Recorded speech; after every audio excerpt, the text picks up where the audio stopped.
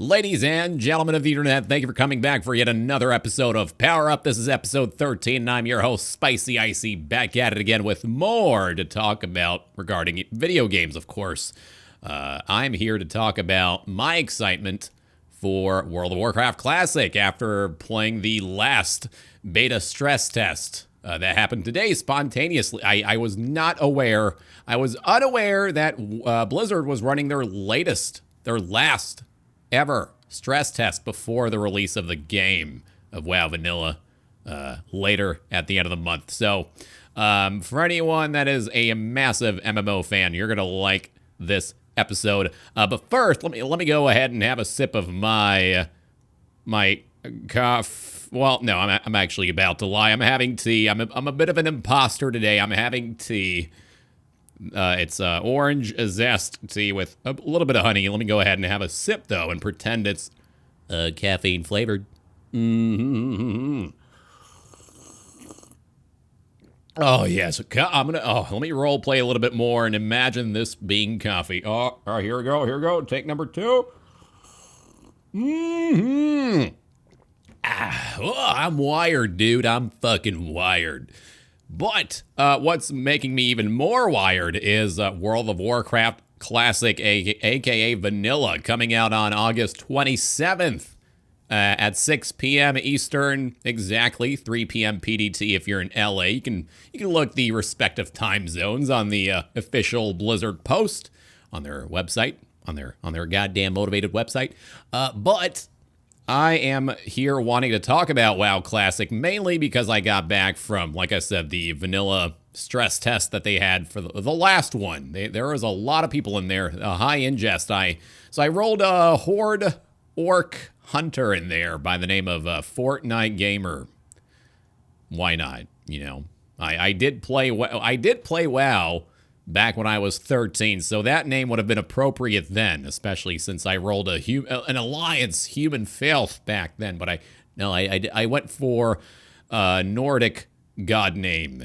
My original character's name was Freyr, one of the gods in Nordic mythology. But I'm probably gonna have a little bit more fun with my WoW Classic character names, which, by the way, if you guys didn't know, you can reserve your character name on August 13th, I believe. August 12th, sorry, on Monday at 3 p.m. PDT. I'm looking at the Wowhead post right now. You can reserve up to 3 character names on your WoW account. That is, if you're currently subscribed to retail World of Warcraft.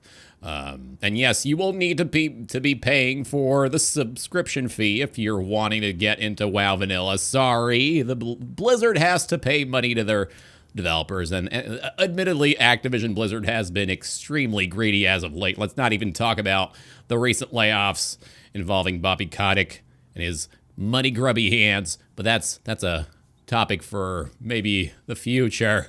However, I am willing personally to pay the subscription fee to play WoW Vanilla, to pay for my goddamn motivated nostalgia. I am willing to shed $15 to put that aside and pour my money into the love that was and the love and the passion and the creativity that WoW Vanilla was.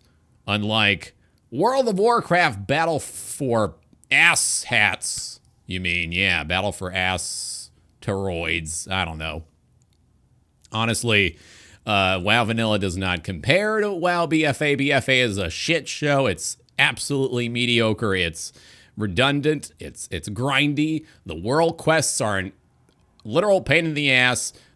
The rating, I've been told, is quite a piece of cake, and I've already experienced some of it with what's the one raid with Jaina Proudmoore of her goddamn King Arthas Menethil. I don't Siege of Zuldazar was called. Sorry, yeah, I totally forgot, because Battle for Azeroth is forgettable as an expansion, yes. But classic WoW was a memorable experience of my life personally that I will never forget. It was actually my first MMO experience ever in my lifetime as a video gamer. World of Warcraft was the catalyst of my gaming habits. It was the game that made me so well invested in the world of gaming, and it made me interested in YouTube and content creators. And if it weren't for World of Warcraft vanilla, I would have never known about Total Biscuit, who is still a long-standing inspiration for me. I even have a little sticky note with his name on it, and sadly, he is not among us. Shout out to Total Biscuit for his integrity, his authentic journalism, his unabashed opinion on many important matters relating gaming and the gaming sphere and the industry itself, and for also fighting for important causes and consumer concerns in shady developer practices.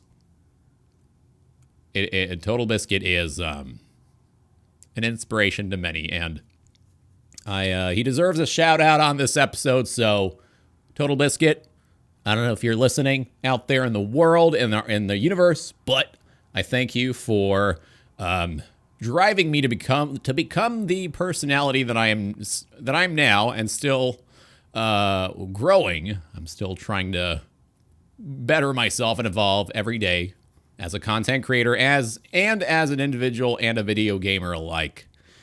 Every day, Total Biscuit, you are a shining light in the world, and you still live on among us. So it goes without saying that your contribution to the gaming world and the world was immense and will not be forgotten for many years to go. I will try to have your name stickied to my monitor for as long as I can, and I will try my hardest to remember your deeds, as they were very enlightening upon my mind and impressionable. But putting that honorary mention aside, World of Warcraft Classic is near release, and I am willing to actually invest myself in it. And so with that said, like I had mentioned earlier, character names will be available for reservation on August 13th. I am personally going to be going for certain names I will not mention, in fear of some of you listeners stealing those names, so I will keep my mouth tightly sealed. None of you will be copying my characters, all right? None of you goddamned motivated scumbags will be emulating my character, all right? Because that ruins the roleplay factor of MMORPG. And all of the genre's existing titles. So, I got back today from streaming on Twitch at twitch.tv/IcyVolk, a good session of the stress beta test, and I'll be completely honest, I had a lot of fun, despite the slight lags that were sparsely happening here and there while I was questing on my Orc Hunter. It was a solid experience. It is actually still running right now until midnight, I believe. So I will be probably playing some more of that later tonight, just a smidgen more before I go to sleep. Or maybe I won't. Maybe I will not play it. Maybe I'll reserve that excitement for the release date, because those stress beta characters will be wiped completely, sadly. But it is what it is, and I honestly do not mind it.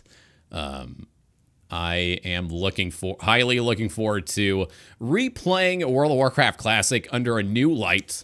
The main reason I'm really excited is because when I started playing World of Warcraft, I started at a very young age, and this is a gift from my father back then. I got a copy of WoW, and he knew that I had a high interest in gaming, and he got me a copy, and I don't remember. I think it was like a birthday gift. Maybe not. I don't quite remember the period of time when I started playing. It was around summer, so it most likely was around late spring, the time at which I started playing the game.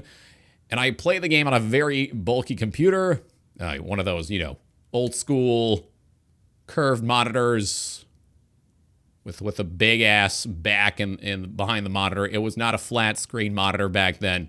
So I started playing WoW on an office computer, not even a gaming a gaming setup, just a rudimentary office computer, and the game worked on it just fine.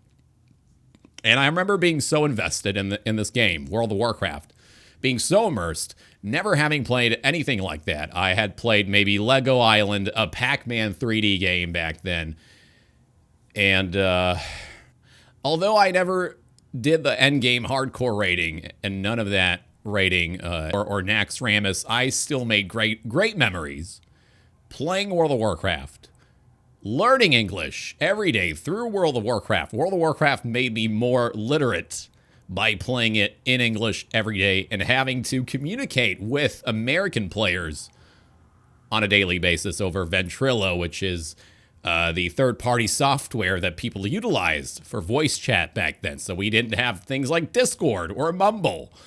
No Skype. Actually, no. Well, Skype was a thing, but that was more for personal use. People didn't really create group chats back then. I don't even think that was a thing. MSN Messenger was also a thing back then in ICQ, but people used Ventrilo, a very, very archaic third-party program that allowed you to set up a server at a small fee that you would pay per month. So it was like a hosted server that you would have to pay a monthly fee for. Nowadays, you can just set up a free Discord server without any problem whatsoever.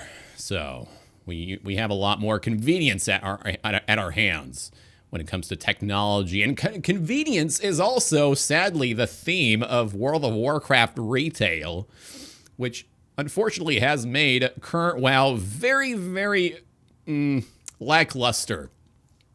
And missing that sense of challenge and a well-deserved accomplishment, which BF8 does not retain at all. That there is none of that feeling, except for maybe if you run mythic raids, and even then, it's always they're done. They're not really going over it again. I mean, they might rerun the same content on their own time, but most of the guilds that are popular out there, like Method, are primarily wanting to get world first, satisfy their sponsor Red Bull, right? They do this for the money, not so much the passion. I mean, I don't doubt that there are a couple guildies in there that do still try to retain their love for World of Warcraft rating and the competitiveness behind PvP or PvE.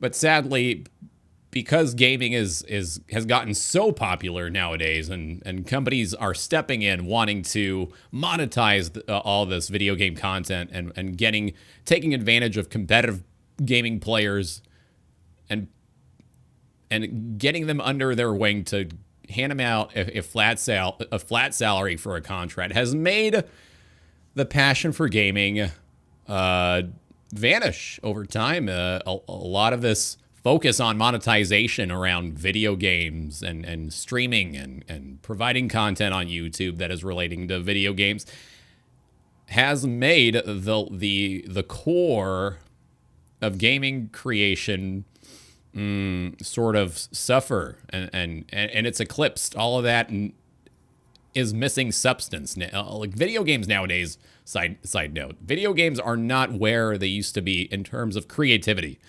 And you could say the same thing about movies, where every fucking movie nowadays is a remake. And that is an insult to cinematography and great writing and creative visionaries like I'm not big into cinematography, but there are a good number of cinematographers, directors out there, like, for example, Guillermo del Toro, who makes an effort at creating what he would really like to create, regardless of how great the reception for the movie might be. He always experiments, like Hideo Kojima right now in the gaming industry, who is completely invested in his new title, Death Stranding, coming soon on November, by the way. I'm going to be looking forward to that. Hopefully I'll be able to afford it. But back to the topic of World of Warcraft. When I mentioned the word convenience, it's because it's deserved. When it comes to talking about World of Warcraft suffers from a lack of challenge and accomplishment and great community sense. It is not quite there anymore.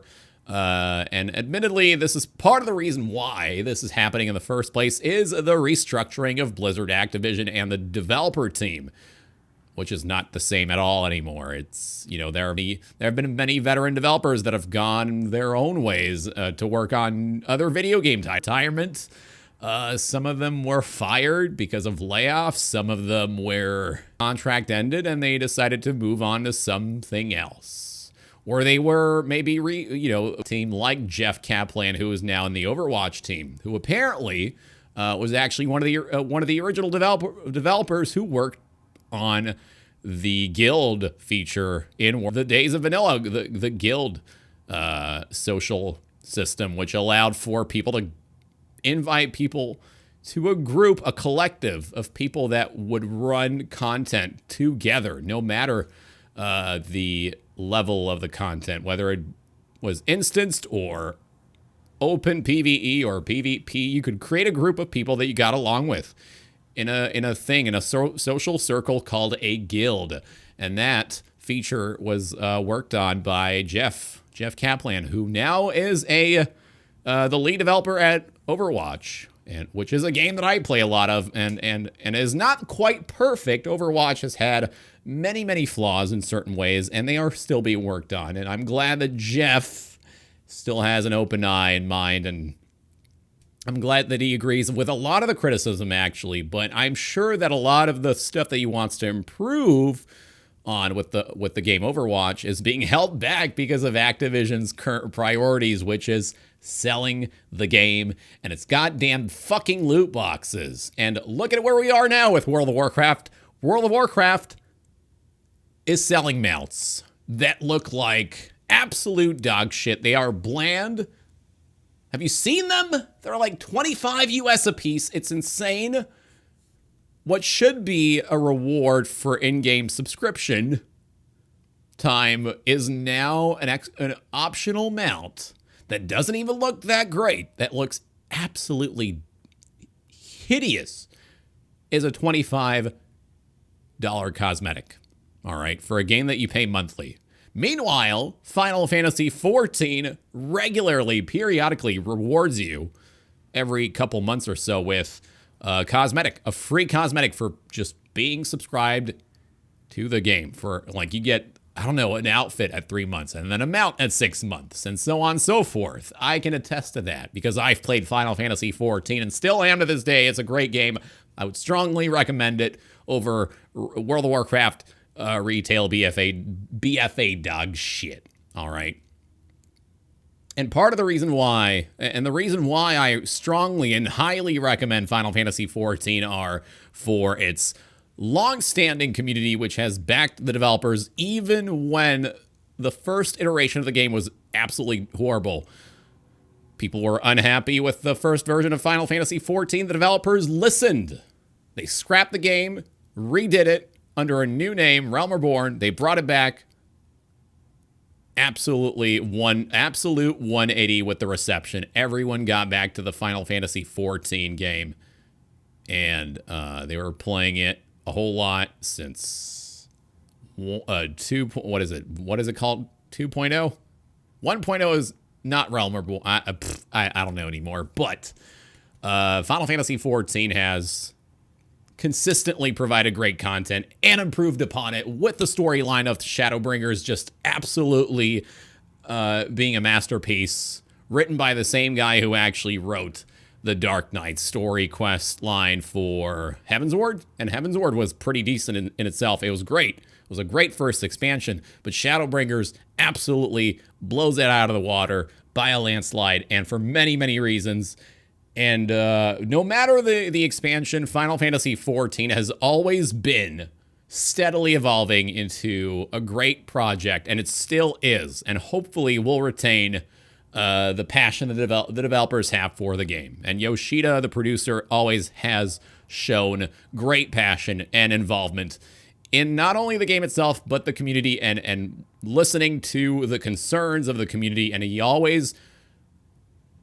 he's almost always at every live letter stream that they do. They have this series they do called the Live Letter from the Producer. Literally the name in itself proves to you that the producer is involved in listening to the community and fixing the issues people have with the stuff that lacks with the game or stuff that needs to be reworked. And so recently we had another live letter at Final Fantasy XIV that mentioned many, many upcoming changes, including a massive rework with the main storyline. They will be compacting the quests, which are very drawn out and involve a lot of dialogue. And 1 through 50 in Final Fantasy XIV is a slog. No matter how great Final Fantasy XIV is, it is still imperfect. And it still, needs stuff that needs to be polished and curated. And so with that said, the main storyline of Final Fantasy XIV will be improved upon to match the current standards of quality video gaming. And with that in mind, World of Warcraft Classic, I hope that World of Warcraft Classic inspires developers at Blizzard, the new ones, the ones that have been added and are now working on World of Warcraft. I hope that World of Warcraft Classic will be so great for not only for the first month, but for a very long time. And I hope that inspires the developers to improve BFA retail radically to a point where people will still be playing World of Warcraft for a very long time, no matter if it's classic or current version. But I hope that WoW Classic will leave an impression upon developers and will leave them in awe by the outpouring of love received from veterans like myself, from people that used to play the game, that grew up playing the game, right? A lot of people's first MMO was EverQuest. Mine was World of Warcraft. And for people like myself, this will be... I don't even know if I'll be playing World of Warcraft Classic in the long run. This is not something that I promise. However, with the current landscape of video games and the way things have gone down in video gaming, like with the Fallout 76 ordeal and Anthem being a huge letdown, with so many, with so much staleness that has been going on lately over this year and last year, I only hope that WoW Classic will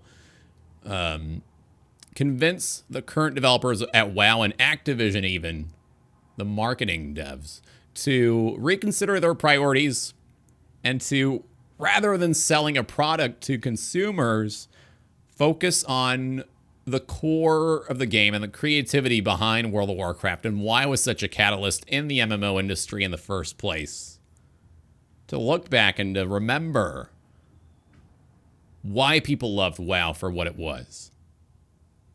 So focus on the quality of the game rather than the revenue, the numbers behind how many subscribers there are, how much it is selling. Can we make more cosmetics? Can we charge those cosmetics? There's a lot more to that. The value of the game lies within the content rather than the convenience of the content, the glitzy, glamoury pets and mounts that don't mean a thing when they're easily bought, right? Taking players for fools by manipulating them to buy these cosmetics, by implementing a window pop-up in the game upon login to tell you about the Blizzard shop. Don't fucking keep that shit separate, please. Not everyone can afford cosmetics, all right? People already pay for their internet. You're making them pay for the game's sub fee, and you also want them now to buy the cosmetics? Please, this is why pirating exists. This is why people have ad block. Because you find every possible way to take advantage of consumers and fans of a product. You don't respect them anymore. You treat them as expendable. And I don't care if there are millions of players in this goddamn game that you're fostering, in this in-game community that you're trying to foster. At least be genuine about your intentions and tell your players what your plans are to improve certain things. Listen to what the player base has to say, like the Final Fantasy XIV developers do every single month. And they have been doing that consistently with all the jobs and the classes in the game, and the raids, and the need for new content formats. And they got Palace of the Dead and ultimate raid encounters. Meanwhile, people have not gotten what they wanted with World of Warcraft lately. It's been a downhill ride since Wrath of the Lich King, which was probably the pinnacle of WoW, with not only with the storyline, but with the content, the quality of the content, and the structure. And it has all been, man, the difficulty of WoW is nowhere the same as it used to be. It is now catered to the average video gamer. The average. Not to the passionate fans, but to the average. In favor to sell money, copies, cosmetics, more sub time, right? That's what happens. That is what happens exactly when that is the price Blizzard has to pay for hand-holding their players and appeasing the masses, rather than doing what they were passionate about originally, which is not quite there anymore due to the restructuring of the developer team. That is what happens. It is unfortunate. And I had a lot of fun today playing WoW Classic, having to collaborate with players by asking for an invite to a party to get credit for certain kills, because there were too many people right now playing the game. And not having any easy access to finding a party, right? I would have to wait for someone to invite me, or I would make the party myself. As someone who is introverted, I don't generally become the leader of a party, but I will by force, or, by having no other choice. And quests in Classic WoW are also untrackable, so I would have to actively read the quest text, looking for the general directions given to me by the NPC that I talked to, the non-playable character. Challenge over convenience is very important in not only MMORPGs, but in video games. It is absolutely crucial to enjoying a game. And nowadays we have things like easy mode, hard mode. Options are great. That is not what I'm arguing, though. But with a game like an MMO, with an MMORPG, you can make things easier by collaborating with other players. And that is the whole point behind playing World of Warcraft and any other MMORPG, is to be forced into joining a social group when the odds are not in your favor, when the things that you want to have access to are limited to, being part of a group. You cannot be playing MMOs by yourself. A massive multiplayer online role-playing game. In the name of the genre itself, you are meant to be part of a social group. And World of Warcraft was important for a lot of people in many, many people's lives. Especially those that dealt with depression, loneliness, family abuse, neglect from relationships. People used World of Warcraft as not only an enjoyable experience, but an outlet to cope with their personal problems. And so they diverted their negative emotions and thoughts to pour their love and invest their energy into something that appreciated their individual value. People played WoW a lot every day because they could not face the struggle. They could not deal with the weight of reality of how hard it was on them. And so they used WoW to kind of cope. I personally played World of Warcraft to cope with the banality of life, with how predictable life was. And that was my personal reason for playing World of Warcraft, is because I wanted something unexpected. I wanted to live in a fantasy with complex issues and themes within the storyline, and I wanted to be part of something that was out of the world. And all of my life, this is kind of a side note, not a therapy session, but my life has been pretty unimpressing. I've always been, I guess, more mature than my actual age. I would often not be interested in conversing with other kids at school, and that in turn made me want to use video games to find other people that were kind of like-minded, people that I could talk to, that were witty, that were interesting, that had many interesting topics to bring up on voice chat over Ventrilo, and people that worked together that didn't judge each other for being who they were, right? Nobody knew who they looked like behind their monitor. Everyone was playing a character and having fun, and in a certain sense, World of Warcraft was a perfect world for me. Even though it is not a utopic fictional world, it was sort of an idyllic fantasy for me in that way. And so that was why I had played World of Warcraft for so long, is because I had never experienced anything like that. A breathing, living world of online players, part of a fantastical story that was ever growing over time, updated by the developers.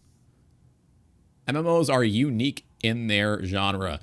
And so, you know, there was none of that monetization back then. No cosmetics, only the game and the sub fee that you would pay for to support the developers and to help them create more content for us, the players, over time, so that we could keep being part of this breathing world that would allow us to stay hopeful for our own reality when times were difficult in our own personal spaces. And so with that in mind comes World of Warcraft addiction and MMO addiction. And back in that day, video game addiction was very prevalent because of MMOs. And those were the kinds of games that ate up a lot of people's lives, and sometimes to their own detriment. But they also didn't have they didn't have a whole lot of other choice. A lot of the people that played this game didn't have the greatest of lives, and I will never know what kind of lives these people led, but I must assume that they were more difficult than mine. Back then I had two parents. I had been living, I still, I grew up my entire life in Canada. I've gone to grade school, public school. I've had a pretty mellow childhood. Not particularly impressive, but not too disappointing either. Maybe a little bit for certain reasons that I will not talk about, as this is not a therapy session, but I have not had a tragic downfall in my life. But I still played video games because I wanted to be part of something exceptional, which World of Warcraft back then was for me personally. Right? At the end of the day, it's not the game for every people, for every kind of person, and especially now, World of Warcraft and MMOs overall are a bit of a dated genre. And anytime I stream the game, I will have at least one person talk to me about what the hell this is. Why are there so many buttons? This looks so complicated and boring, right? Because right now, video games are a product to be sold. They're an experience, but an experience devoid of passion and complexity. Nowadays, it's all about the flashy stuff like Fortnite and the action-packed video games, and it's not so much about the journey anymore, and people don't take the time to consume a piece of art, which video games are. They're a medium, an artistic, creative medium, which are now being taken advantage of to sell products. They're now just products on a fucking shelf. And developers now try to find every possible avenue to monetize any aspect that they can take advantage of and capitalize on. And loot boxes are prevalent now, and that was not a thing back in my day. Back in my day, right? So I'm going on a bit of a rant here, but the point of the matter is World of Warcraft Classic is a nostalgic experience for me personally. And while it might feel outdated, it will always be a part of my memory. And to be able to relive that memory is something quite unique. It is very hard to relive a memory, to not relive in your mind, not even relive. It's more so about recreating that memory and maybe even recreating that under a new perspective, which is what I'm going to probably experience. When I started playing WoW, I started at 13. Now I'm 26. That's twice, double my lifetime. And now that I'm an adult, I'll be playing World of Warcraft Classic under a new light, which is interesting because while I am reliving a memory and reenacting a part of my memories, parts of my memory, while they may be so distant, it'll also be a new version of that memory since I'm an adult now. And that's something very unique in itself. You cannot do that with a lot of different things in life. With photographs, right? You're looking at a picture of a certain day, a memorable birthday, let's say. You can't relive that. You can relive you can have another birthday, but it will never be the same. Whereas with World of Warcraft Classic, it'll have a lot of the integral parts. It'll be as authentic as it can possibly be as the real damn thing that came out in 2004, which was the original release year of World of Warcraft. And that is something fascinating for me in itself, philosophically speaking. And that, I didn't even think about that until now while talking over this episode. But that in itself makes me want to play World of Warcraft more and to see World of Warcraft Classic more and to see how well it's going to do beyond its first few weeks of release.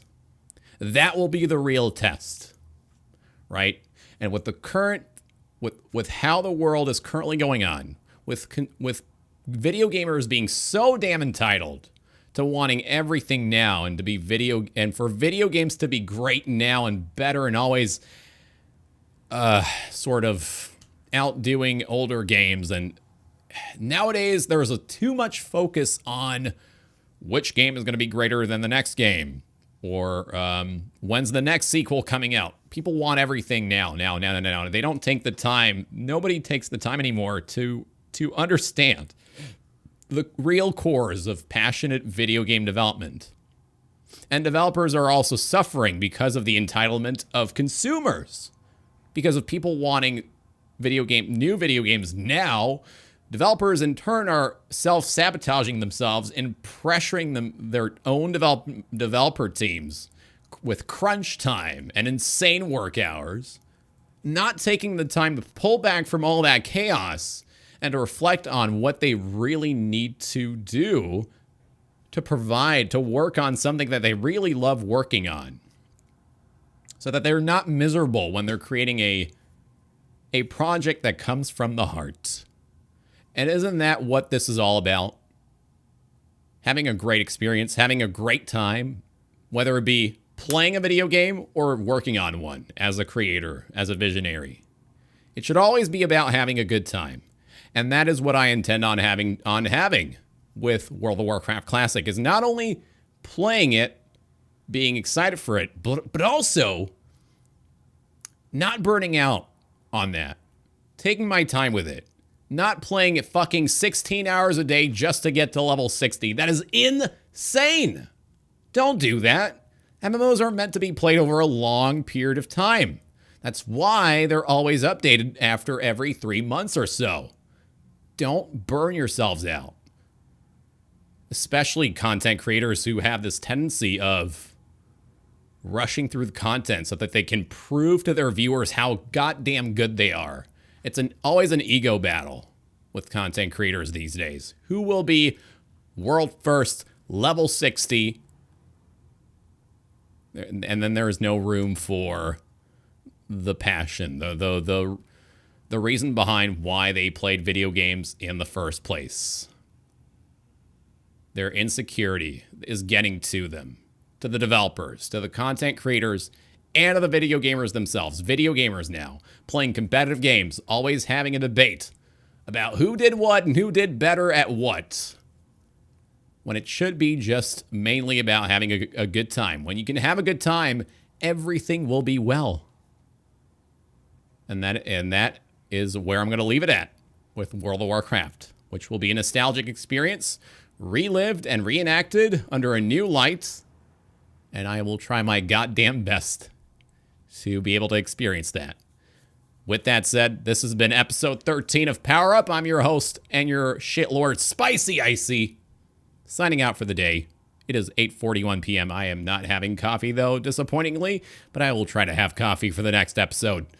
Follow me on Twitter at twitter.com/IcyVolk for announcements, updates, whether it be about this series or Twitch live streams, which I regularly provide Mondays through Sundays.